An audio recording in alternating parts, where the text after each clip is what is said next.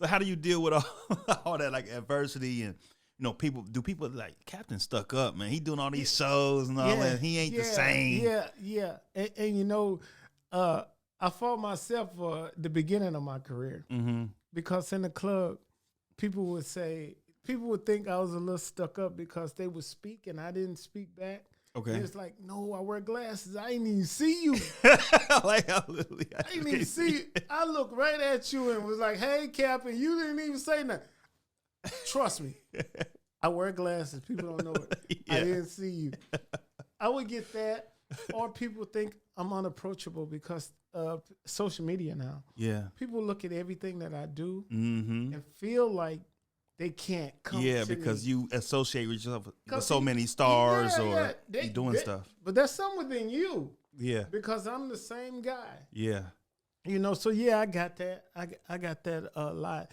And I don't get to hear it personally from the person, but other people might say, this is what I heard about you. And I'm like, why they say that? And I get offended because I used to think there ain't nobody that don't like me. Yeah. I felt like that. Yeah, you would think that. I'm so popular, there ain't nobody that don't like me. And this older guy was like, no, these people just hate your guts and don't even know you. That's crazy. And be like that though. I was at Max one night and me and a guy was sitting there and the guy got up and told another guy, he was like, can't stand him, man. Yeah. He was talking about me. I hate him. And so the dude was like, why you can't stand him? Do you know him? He said, no, I don't know, man. I just get tired of hearing his name everywhere. Yeah, people, it's crazy, the hate man. comes just from that. So I learned that you can't please everybody. You can't, man. And those 25 or 50 people that's hating on you, it's thousands that's got nothing. Oh, yeah, definitely. That's why you always see on like YouTube, you see a whole bunch of thumbs ups, but the thumbs down, you don't see too many of them. Yeah. But you just know somebody. I don't care if it's a masterpiece. I mean Beethoven. Yeah. All the masterpiece he did. People go still hate on it because he. And I learned to navigate through all of that. I always been one that I kind of hang along. I got a handful of friends. Yeah. Everybody know who I am. Mm-hmm. I'm gonna tell you what's really crazy. You're gonna find this crazy as hell when I say it to you. Okay. Because I just told somebody this. I had a friend of mine, Jordan. His name Jordan. He works for the school district, and he went through some things, So I was calling, I was checking on him, like, man, you all right? Everything good? Everything good? And so he called me after he went through what he went through, and he said, man, I just wanted to say thank you for checking on me like that. Man, it's all good. I ain't got but a handful of friends, Yeah. And I said, he said, so what you been doing? What you been doing, man? I said, I just been working and going to do my little tours and everything. And he said, man, I got to come through and kick it with you, man. I ain't been through there. I said, man, I ain't had company since June 12th. I haven't had company. Like somebody just stopped by and said, what's up, man? Just through the kick it. Since June, since my backyard comedy show. Okay. I haven't had company. Dang. Ain't that crazy for a person like me? Yeah. It sounds crazy, but I'm cool. Yeah. Because man. People feel like I was at my comedy show and I was hosting it. And I asked, I had 200 people. I had to stop selling tickets. And I asked the 200 people in the yard. I was like, let me ask y'all something. I invited y'all to my home for this comedy show. Mm-hmm. Why ain't nobody here invited me to a cookout that y'all had at their house? Right. And everybody's like, wow. All right. We ain't invited. And most people feel like, well, you're always busy. But at least give me the opportunity to say no. Yeah, let me decline. Yeah, so nobody invite me to nothing. Yeah. He busy, he can't go, or they don't see me and stuff. They be like, oh, we know. Yeah, we know. Yeah, you just waiting for the invite. Because you don't know what's going on because you're doing your own thing. I'm doing my own thing, but I don't mind coming to other people. You stop through. Events. I'll do a walkthrough. Yeah. Nobody invite me to nothing. You hear that, everybody? I need to start inviting Cap to your parties, your barbecues, and all the bar mitzvahs, okay? Yeah. Make sure he get there, man. Me too. Invite me out. I'm the same boat, man. People always think I got all this stuff going on, but, I do. But, I mean, at the same time, if you tell me about something going on next month, you know, I could probably can stop through. You know what I'm saying? Next week even. It just depends on what's going on. You know, just let me know. Hey, I've been at my neighbor house one time. He's just your neighbor now. Something wrong with that picture. Your neighbor, man. I don't know, man. So, you know, it's I don't know. It's been fun though, actually talking to you, man. It's certain things I never knew how you started, so that's dope. You know, but how do you, as we wrap it up, though, I'm trying to think about what's next for DJ Captain. I would say continuing to do what I do at a high level, and also finishing up my book. I'm finishing up a book that I've been writing for like 10 years. I'm at the end. Okay. And also I want to have a big celebration. I always wanted to have a big, like 40-year celebration to celebrate my legacy. Yeah. Everything that I've been doing. I just want to have a big concert in like 3 or 4 different cities. You definitely got to do Davenport for sure. Yeah, I got to do the Quad Cities. Maybe you got to get Quad Cities. I'm going to pick it for you. Peoria. Got to do Peoria. I got to do Springfield and St. Louis. St. Louis, I got to do Decatur too, because Decatur gave me so much love, man. Oh, yeah, you're right. Decatur gave me so much love, man. So those are some of the things that I'm looking to do and continue to do what I've been doing, because what I'm doing now is something that I always wanted to do, and I love what I'm doing. Mm-hmm. I stepped away from radio because of the job, but I like to get back. And if not radio, I definitely want to do a podcast. Yeah. And it might be up under Benny's umbrella. Yeah. Come on, the Sweet 704 Network might be up under his. Hey, I love it. And he was intern for me, so hey, yeah. I had to come I'm back. still working for you, man. Yeah. So continue to do what I do on a high level. Continue to DJ on some of the biggest tours. Get my book out. Have my big celebration. Yeah. Enjoy life and continue to feeding knowledge to my sons and also people in the community and the kids. You know, I still go back and work for the school district too. Now talk about that a little bit. Now we touched so much about your entertainment and media stuff, man. What do you do in the school district? Okay, I was security in a school district. I started in 2006. Actually, I started in Davenport, Iowa. I got on there as a sub. So what I used to do, I was living in Springfield, and I would drive back every night, every morning, and go do security in the schools. I did that for 6 months in the Quad Cities. And then I got on here in Springfield. So I worked Springfield schools for 12 years. And again, like I tell everybody, no matter what you do, put some extra in it. So I wasn't only just a security guard in the school district. My first 3 months there, I was like, hey, I was wondering, can I create this program called 50 Smiles? He was like, what is that?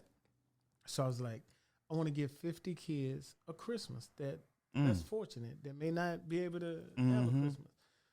And it's like, okay. I say, so give me 50. Well, I see kids. You know who they are. But we got parent educators that work there that know kids that's really hurting and living in hotels and homeless and all of that. So I said, give me 50 names, and I know I can bring a Christmas to 50 kids myself. But if people want to help, principals, teachers, I allowed them to help me too. So what we did was we bagged up 50 big bags for kids, gift cards, and I just put it out there. I used my popularity and was like, hey, I'm trying to give 50 kids a Christmas. And so organizations were stepping in, sororities, fraternities were stepping in, bringing gloves, hats, lotion. Tammy Lackland was bringing lotion and body things for kids, soap. And then I called Chick-fil-A, and I told Chick-fil-A what I was trying to do. And they brought 100 meals. Wow. And then I called the milk company. They brought milk and orange juice. And every year I would do that for the kids. So I said, well, let's step it up a little bit. Yeah. I said, during the pandemic, kids weren't in school, but they still was at home hurting and suffering. So I asked the police department. I was like, hey. No, what happened was Hy-Vee acknowledged what I was doing at the school. Okay. And they surprised me and came over with the news media and everything. Mm. Like I was walking down the hall, and they were like, "Surprise!" It's like, hold on, what? We like what you do, and you are our Hy-Vee star of the month. Oh I was wow. like, oh, that's cool. I don't do it for that, but thanks. Yeah. They like, we have a big check for $500. Yeah. So I was like, oh, thank you. Can you keep the check and match the check? Give me $500 worth of hams and match it. Mm. Yeah. We got to go back to the office with that one. So they went back to the office. Always thinking. They went back to the office, and they came back, and they said, we're going to match it. I said, okay. So I called the police department. And I was like, no, y'all always want to do something for the community. I'm trying to give 100 people, 100 families hams and Christmas gifts for the kids. Mm-hmm. Can y'all donate? Can y'all match? Mm-hmm. Well, I got 1,000 hams. Can y'all match it? 1,000 they hams. said, let me get back with you. We'll talk to the union. They called Yeah. me back. They said, we're going to do it. So Springfield Police Department matched the hams. Mm. So I said, take a step further. Mm. I said, fire department. I Yeah. was like, hey, can y'all match as many as the police department? I know y'all don't like them. Yeah. Right. So they say, okay, we're going to try to match. And I said, why don't y'all bring the fire trucks out here and let the kids play on the fire trucks and all that. So that day I had 100 cars lined up, and we gave away hams, bags, milk, Christmas gifts to kids because they couldn't come to school. So we put our masks on, and I let the police officers pass out because I said it's a good look for the police department. Yeah. Giving away stuff. Definitely. Always. So you seen the police coming to you like this, and not saying put your hands behind your back. Right.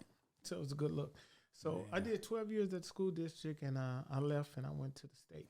Wow. Something like, you will never know how your life will really like unfold from you like cutting up the weeds and messing up the man money back in the day in Haytime, Missouri, Yeah. Giving back, having that, planting that seed of thought of you giving back from back then. Now we into today's time and you doing all that you're doing, man. That's just really just a testament to who you are, to DJ Captain and everything that you're doing, man. So I salute that. Yeah, it's a blessing, man, because I've been blessed Yeah. to be on. I'm blessed to be here today. Yeah. On your show. Yeah. I'm blessed to be. Just did 2 major concerts back to back in the same city. Crazy. Blessed to still have that voice to go out and DJ and do all of that. So it's a blessing to me. So I never want to stop giving back. Yeah. And I know what it's like to not have.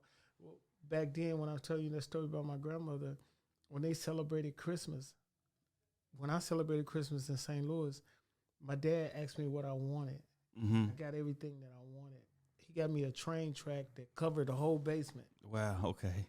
So I had it all. Mm-hmm. When I went down there and she had 8 kids, for that Christmas, I got a bag of Army Men. Yeah. Remember the Army Men in the bag? Yeah, little green things. I spent Christmas sitting one up on top of the counter, so that was the difference, and I seen it, and I seen the struggle, but I seen the grandmother and the grandfather work so hard to make sure food was on the table every night, and they did what they could, Yeah. to provide for us. Yeah. And we had to be appreciative of it. And That's it major. just taught me. It's like, man. So what advice would you give for the younger people? If anybody who wanted to either become a DJ or just, I guess express their talents and make a living off their talent, what would you tell that person? I would say if you want to do it, make sure your heart is in it. Don't do it because you just sitting back and you watching this podcast and you be like, man, I want to do a podcast, man. It's dope, man. I got a wall in my basement. Yeah. No, don't do it for that. Do it because you have a passion for it and you're going to put that work in. Yes. A lot of people don't put that work in. They get things, but they don't put that work in. I put work into everything that I do. Yeah. Like, it could just not be DJing. I could see some landscaping in front of the house and be like, I'm playing it out. Yeah. Be like, man, next week I'm about to lay that out. Yeah. You know what I mean? And that's what I do. So if it's anything that you want to do, don't be discouraged about people telling you not to do it. But just have that heart that when I do it, and when I'm going to put that work in. Yeah. So like, as simple as I told you about the bottled water. Did we talk about the bottled water? You know what? Mention the bottled water so we can let everybody know where to purchase the bottled water, what it looks like, and all that. I was telling Benny before the show, he offered me some water. Yeah. And I was like, when he brought me this, I was like, man, I got my own bottled water. Yeah, I was tripping. Yeah. So how my water bottle came into play was actually, I had a thought of like, everywhere I go, who would turn down some water, especially if it's hot? Especially if it's hot. So I was like, man, you know what, man? It'd be nice to do a bottled water, but do a bottled water with a message. You know, so I wanted a message. So I had a tour book coming out. It was like the tour booklet you have down there. Dreams don't. What does it say? My tour booklet. There it goes. Dreams don't have expiration dates. Yeah. So I was like, you know, it'd be dope if I can have a label on my bottled water, you know. So the water company that brings out the water to different offices and stuff, I stopped them one day. Yeah. And I was like, man, if I wanted to have my own label on my bottled water, could I do that? And he was like, yeah, why don't you call a business office? So I called a business office, and they said they could make me a case of water with my own label on it, and it would be $20 a case. Me just wanting it, I was like, okay. Yeah. Okay. Bring me out 30 cases, you know. Yeah. I'm just going to give them away, see what they do. Yeah. So I went to one of the ARAF stores, and I was like, hey, I got this bottled water. I'm pretty popular, and I want to sell it. I said, he said, how much would you sell it for? I said, I don't know. How much bottled water go for? It's like $1, you know, $1.29. I said, tell you what, I'm going to leave a case. Yeah. If you sell it, if it's sale, you let me bring cases in here to sell. The first case, you can have the money. Now I spent $20 for this case of water. Put my my labels came. The truck delivered it. Wow. I gave him the case. They put it in the stores. I came back 2 days later. He was like, "Hey, my man, need more water, need more water." And I was like, "You made money off of that?" He sold the whole case. You got more? You got more? Wow. I was like, "Man, I don't got more like that." So anyway, I start putting cases in there, and then I start looking at it like this not paying off for me because a case of bottled water you can get for $2. Right. Yeah. I'm paying $20. Paying 20 for them to label it up. Mm-hmm. So I went to one of my print companies. I was like, Hey, make my own labels. Yeah. You know what? I don't make my own labels. I'm finna switch it up. I'm finna make a kids label. Yeah. I'm finna make a label for this. I made 5 different labels. Wow. And I started labeling them up myself. Okay. And once they started popping, I went back to the trucks. And to this day, they still sell them. Wow. In the stores. And the kids go crazy because some kids go in there and be like, "Hey, Captain." Yeah, your face on the bottom. Crazy thing is people buy them and they set them up on their shelf as a souvenir. Yeah. Then I start going to concerts. And after the concerts, I would give you bottled water to different fans that buy the tour booklet. Yeah. Or whatever. So that's how it happened. Now I'm talking about entrepreneur and jack of all trades, man. You just really do it, man. It's like you just get an idea and you want to act on it. But also one thing I've been hearing about your story is you know how to take initiative. Yeah. Like you know how to go out and go ask that person. If you something that you want, yeah, you go find the information and actually go get it done. Yeah, yeah. Just like with the clothing and the designing of all of that, it's like nobody's gonna believe in some of the dreams you have. Mm-hmm. So you got to do it yourself. A guy came to me once and was like, "Cap, you should have T-shirts on tour." Ain't nobody gonna buy no T-shirt of me. I ain't no star. I ain't Mike Epps. Yeah. So he said, "Well, let me do some T-shirts of you, and if I make money, then it'd be my money." I'm like, man, I don't care. Go on, do it. Yeah. And I didn't realize that here I am on a big stage at an arena. At an arena. On a Jumbotron. He got a box of T-shirts over there with my picture on it, DJ Captain, with a nice little logo. Yeah. He over there selling T-shirts, making money. And I'm line long. You on there DJing like, where my cut at? I'm like, dog, you don't give me nothing. He's like, you think you a sell? Yeah. I said, okay, this is the day. We're gonna renegotiate. Yeah, they cut me. Sometimes you don't. It's crazy, but Benny, and you're gonna learn this. Mm-hmm. Sometimes you don't realize the power and the popularity that you have. Yeah. you just in the moment doing your thing and not realizing who you are to other people. And now I'm realizing who I am to other people. Right. It's later on in the game, but it's like I didn't realize I was that person. I speak at a school and I walk out and there's hundreds of kids chasing me. Yeah. Why are y'all chasing me? Yeah. You just performed. You just spoke. Yeah.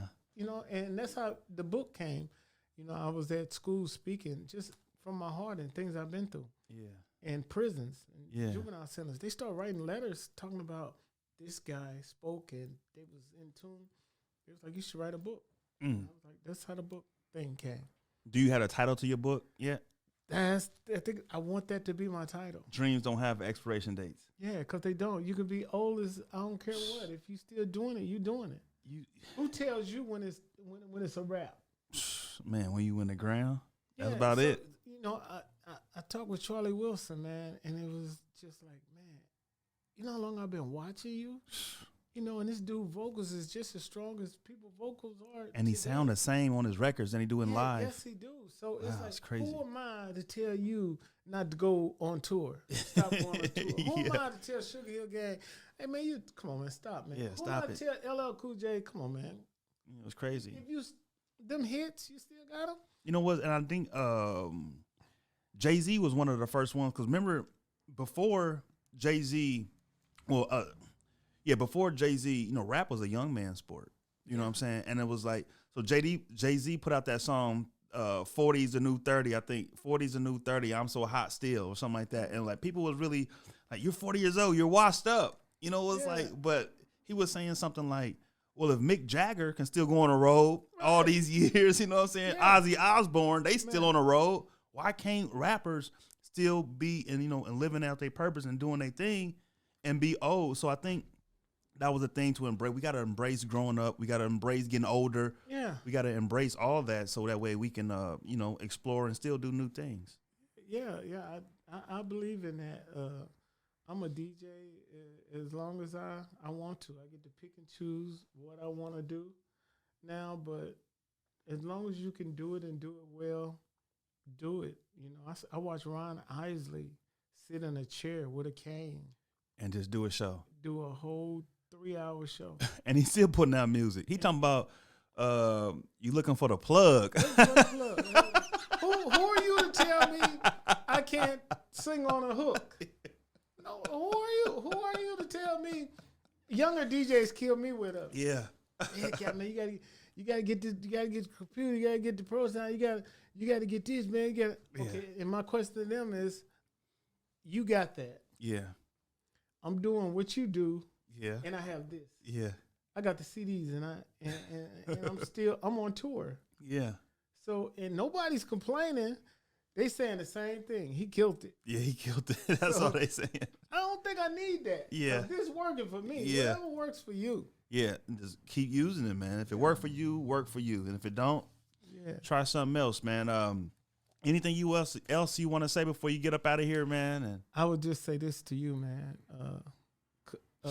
I like what I'm seeing here. Yes, sir. Continue to dream, man, and continue to tell those stories to people. You always said that to me, and there's a lot of people out there saying it now. Mm-hmm. Like, Cap, you inspired me to be a promoter. You inspired me because they seen you do something that they wanted to do, and they end up doing it. Yeah. And they remember, like man, I got to get food for them, man. Yeah. I got to get a hotel room. And if you hadn't have did that, you wouldn't have knew how it went. Honestly, if it wasn't for me doing all that stuff, there would be no Sweet 704. There'd be no podcast. There really would be a lot of the things that I've done because you actually gave me the chance when a lot of other people wouldn't have gave me a chance. They'll like talk or trying to spin me or something like that. But then also, you was one of the first locally to do a lot of things. You know what I'm saying? Yeah. So I don't live in Chicago. I'm not in St. Louis. I'm not in all these places. But having somebody with that experience and you was willing to show me without hating, you know what I'm saying? This is how we gonna work. This is how I want it done. This is how it should be done. But, add your own sauce on it, add your own spin. And I really appreciated that, man. So that made me, like, honestly, everything I learned back then is like the building blocks for today. You feel That's me? good to hear. Yeah. That's good to hear. That's Yeah. good. Very, very good to hear. And Yeah. I would say, man, just everything you do, man, put that extra effort in it. Like I Yeah. see you doing already Yeah. so far, just walking through here. You can see like you got more than one camera because you want to angle from this angle, you want one from that angle. So that lets me know that you investing wisely. Like, Yeah. I want it, but I want it to be right too. Exactly. And you in the beginning stages, because I see you like running around like I got to get this out. I got to test this, Right. you know. Yeah. So you're in the beginning of the stages. 4 or 5 months from now, it's really gonna be Yeah. booming over here. And I'm just glad to be a part of your legacy. Thank you. Thank you. And I'm glad to be a part of yours. DJ Captain, I appreciate you stopping through. It's Making the Mogul, guys. The very first episode. I don't know who we're going to have on next, but we got some pretty exciting things coming up. I got a long list of people I really want to introduce you all to. So just be on the lookout. Thank you. Captain, how can anybody get in touch with you if they wanted to book you for anything? Or DJ.captain@yahoo.com is my email. My phone number is 217-899-7656.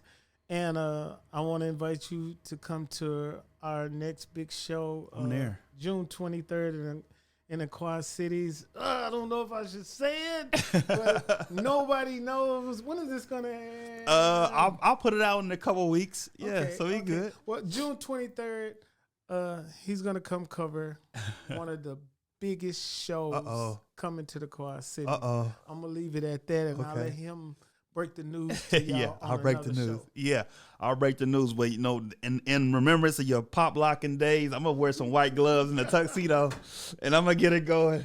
Oh, I also want to mention Dirty DJs. We gotta put that out there. Shout out to the Dirty DJs. Dirty DJs. I was actually a part of the Dirty DJs, or I am a part of the Dirty Yeah, DJs. You know what I'm saying? Dirty DJs, raise up. You know what I'm saying? So shout out to the Dirty DJs. All the DJs that's been rocking with me, man, and to the other DJs out there, man. Like I never been one of the DJs that been like a hater DJ. I feel like every DJ got something to offer. So it's no such thing to me as this DJ better than me because he might have something to offer that I can't offer. So I never been that guy. It's like it's always been love for me. And I always been that guy that, like for his intern, when I seen that you was willing to learn and you wanted to learn, I wanted to teach you everything that I knew. Yeah. You know, once I see that, it's all love for me. So anybody out there, I've been doing it for so long. If it's something that you want to learn or you willing to learn and you ain't got that big head, I'm right here for you. I'm a phone call away. That's dope, man. Actually, I bought my first mixer, DJ mixer from you. I had a 5-disc CD changer. I had a DVD player, and I had bought a mixer that you was trying to get rid of. Wow. And that was how I did my very first party, bro. Wow. Man, I got a check coming somewhere. It's in the mail. It's still in the mail. It's still in the mail. This better not be cut out. I want all this to be out there, boy. I love it when people come back years later and be like, hey, man, you the reason. Yeah, you the reason. You would never know. DJ Everybody Captain. had a reason, man. Thank you for coming through. Everybody clapping for you right now, man. Thank you for coming in. Y'all stay tuned for the next episode of Making a Mogul.